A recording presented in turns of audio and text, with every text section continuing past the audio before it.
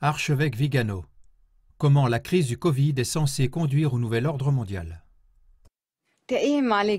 Carlo Maria Vigano, ancien nonce apostolique aux États-Unis, diplomate du Vatican et archevêque titulaire, nage à contre-courant avec ses révélations d'investigation qui contrecarrent l'opinion politique générale et ses médias de référence.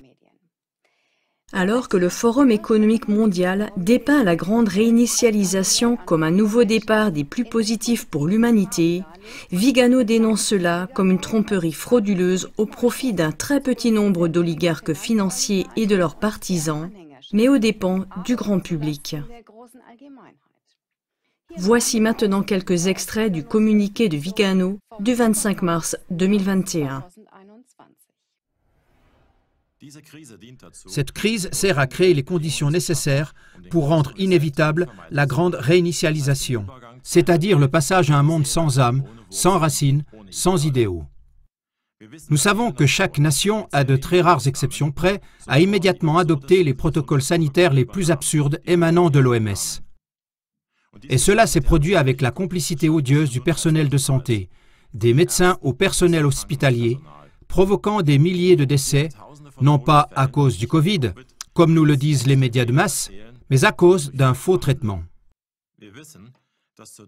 Nous savons que pour mener à bien cette opération criminelle, il a fallu des années de planification systématique pour créer une armée de collaborateurs aveugles, sourds et muets, qui ne sont plus des médecins et qui font passer leur propre sécurité d'emploi avant leur devoir de guérir les malades.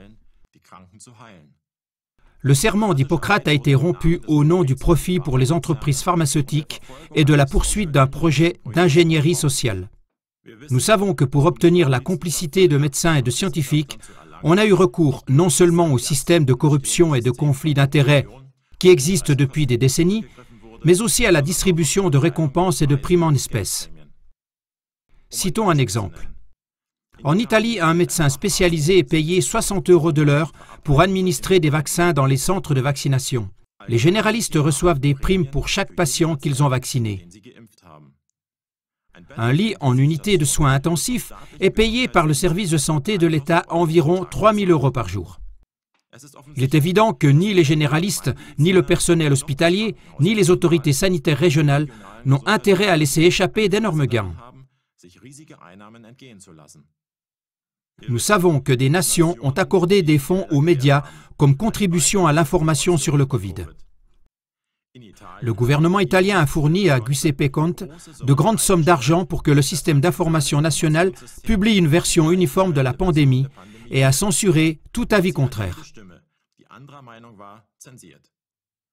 La diffusion des données sur les infections et les décès a été fortement manipulée de manière à ce que toute personne ayant un résultat positif au test soit considérée comme malade. Et outre ces financements gouvernementaux, le conflit d'intérêts avec les sociétés pharmaceutiques a également interféré dans de nombreux cas lors de décisions prises par les médias et les journaux. D'une part, parce que les Big Pharma sont parmi les principaux acheteurs d'espèces publicitaires, et d'autre part parce que les Big Pharma sont représentés au conseil d'administration des sociétés d'information. Nous savons également qui sont les principaux bénéficiaires de la pandémie en termes économiques. Les usuriers des banques, qui ont le pouvoir de maintenir à flot les entreprises à vocation idéologique, tout en laissant les petites entreprises tomber en faillite si elles constituent un obstacle gênant pour l'établissement du nouvel ordre mondial. Cette nouvelle économie s'est imposée avec arrogance au cours de l'an dernier en quelques semaines à peine, grâce à la fermeture simultanée des entreprises et aux directives imposées aux citoyens de rester chez eux.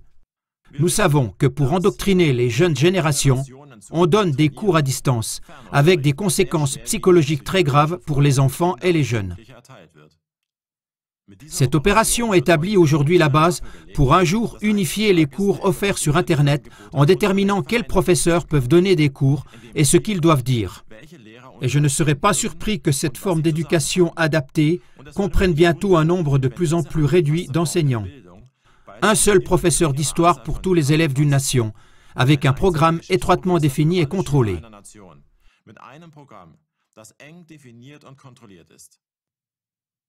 Ce n'est pas une réalité lointaine que d'obliger chaque étudiant à se connecter en ligne.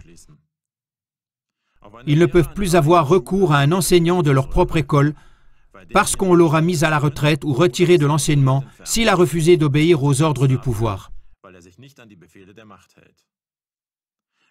Nous ne devons pas non plus être surpris si les nouveaux enseignants ne sont plus que de l'intelligence artificielle.